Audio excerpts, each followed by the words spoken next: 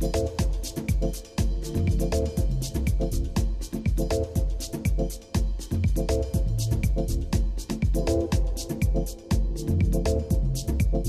right, so the next dish is going to be our main course, Tom. So basically what I'm going to do for you today is we have a chicken breast stuffed with bocconcini cheese, which is fresh mozzarella, and sage leaves.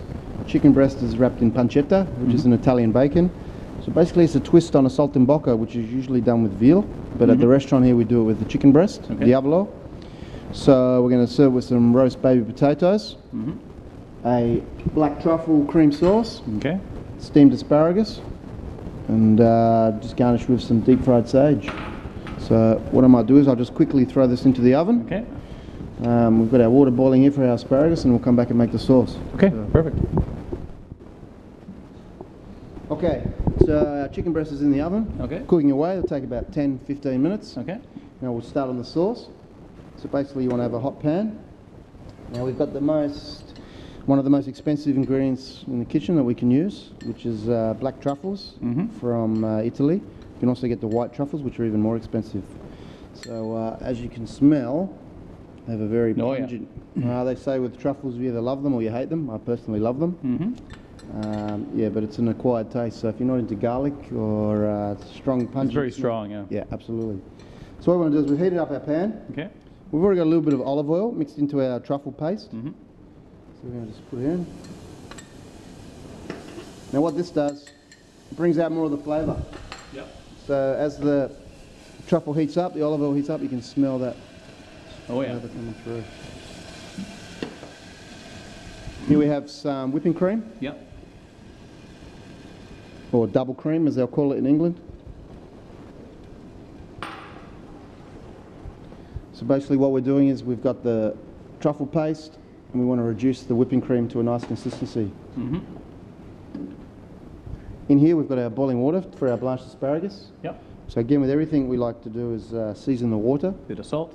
So we've got some sea salt. Big fan of sea salt. It's basically salt with flavour. So you can use any other salt. Sea salt is a little bit more expensive, but it's definitely worth it. It's worth it for sure. So season our water, that's ticking away nicely. Our chicken breast is cooking. Next thing is we want to sharpen our knife because we're going to cut the chicken breast in half. Look out, he's got a knife. So we'll just steal the knife. Now Tom, it's your turn. Now please don't lose your fingers. Slowly, slowly please. Ah, beautiful mate, you've done it before. Professional, huh? Okay, get back to what you used to. Okay, I will grab our chicken breast out of the oven. 15-20 minutes has elapsed. Time flies. Okay, chicken breast is now cooked. Now with any meat that you cook, whether it's chicken, whether it's beef, or it's lamb, you want to let it rest for a little bit after we've cooked it. The reason is when we cook in the oven, all the juices, all the meat tenses up, so we want those muscles to relax before we cut it, because if we cut it straight away after it comes out of the oven, all that liquid will come out and we'll lose all our moisture. So we have some beautifully nice cooked baby potatoes, a little bit of olive oil, a little bit of sea salt, black pepper. We have our chicken breast ready to go. Our truffle sauce is starting to reduce nicely. So basically with this we want it to be a nice coating consistency. Again, we want to have a little taste. Cooking, have to taste everything. That's it, why not? Basically you can taste those truffles coming through. Almost a mushroomy type of taste. You know? Truffles are basically a fungus, so that's where we're getting that flavour from. I think we need a little bit of sea salt. What do you think? I think so. So a little bit of pinch of sea salt. Dash of pepper. Again, a little bit of black pepper. Just crank the heat a little bit.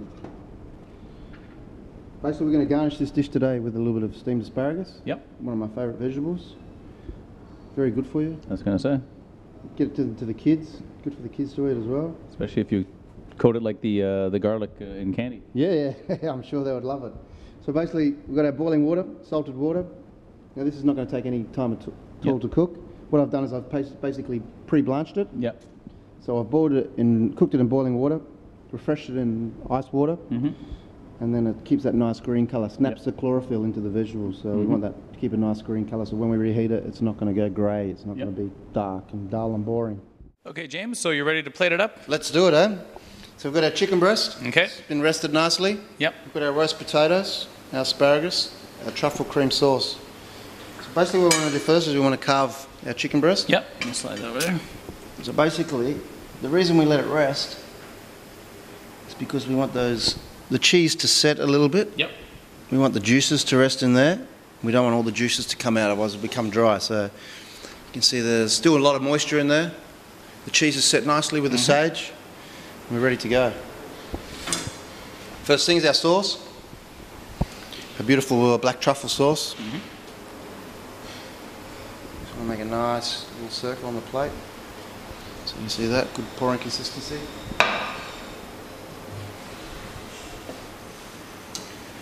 Then we get our roast potatoes that we prepared earlier. I'm a big fan of potatoes. Love them mashed, fried, roasted. I don't think any dish is complete unless you've got a nice serving of roast potatoes. My family's from Scotland. We grew up on potatoes. Neeps and taties. So we've got our chicken breast. We've got the nice crispy pancetta on the outside. So we get a nice little bit of presentation there.